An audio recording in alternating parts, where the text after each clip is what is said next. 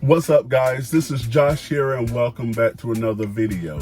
Back in February of 2022, I took delivery of my Tesla Model Y, and I can say by far this has been the best car that I have purchased so far. It rides great, it's smooth, and I'm doing everything that I possibly can to take care of the car. I'm cleaning it out weekly, washing it 1 or 2 times a week just to make sure that everything is good with the car. A few weeks after purchasing the car, I was driving and I heard a big boom.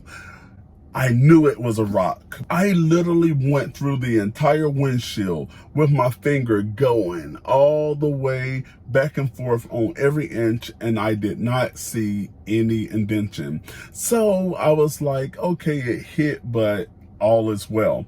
However, it was a cold spell that happened a few days later here in Georgia, and there was this large stretch of broken glass going across my windshield. It hurt to the bone. So I went on and gave the insurance company a call to go on and start the claim with Safelite.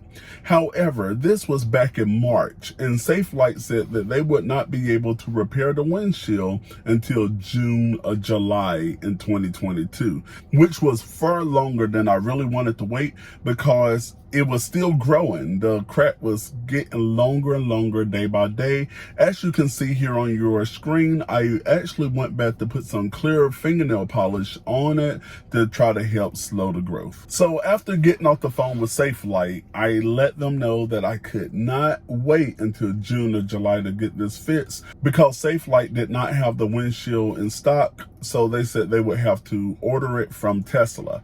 So I went on and made an appointment for July, but right after I got off the phone with them, I was like, hey, I'm going to go on and give Tesla a call myself just to see when they could get this windshield in.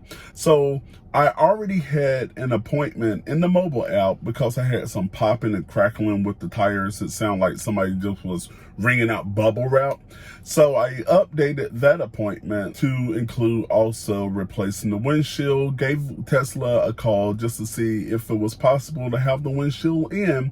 And they said if I wanted the windshield, let them know now, and they were going to put a rush order to go on and get it in before that. They went on and got the windshield. I gave Safelite a call, canceled out my appointment that I had on the books for July. So soon after, I received an invoice from Tesla, and I just want to go over that invoice with you just in case if this ever happens to you, you will know about what you will be paying for a new windshield on a Tesla Model Y. So in looking at the invoice, and I have it here in front of me, so that's what I'm looking at. Just want to make sure I'm giving you the numbers correct. Everything with the wheel, that was a Goodwill service, so that was 0. And also they went through and did a general diagnostics, which was again 0. But this is where it gets interesting with the windshield. So in order to remove and replace the windshield, the part alone was $780. For the primer and the beta prime, whatever that is, it was another $6.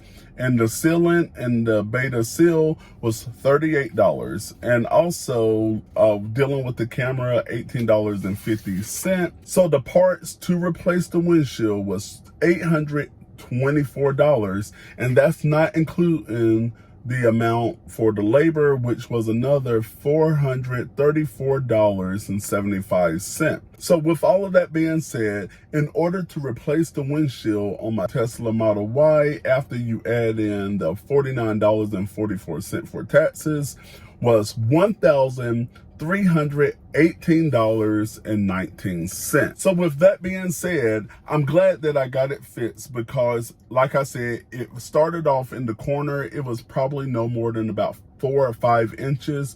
By the time I got it replaced, it was going about halfway across the windshield.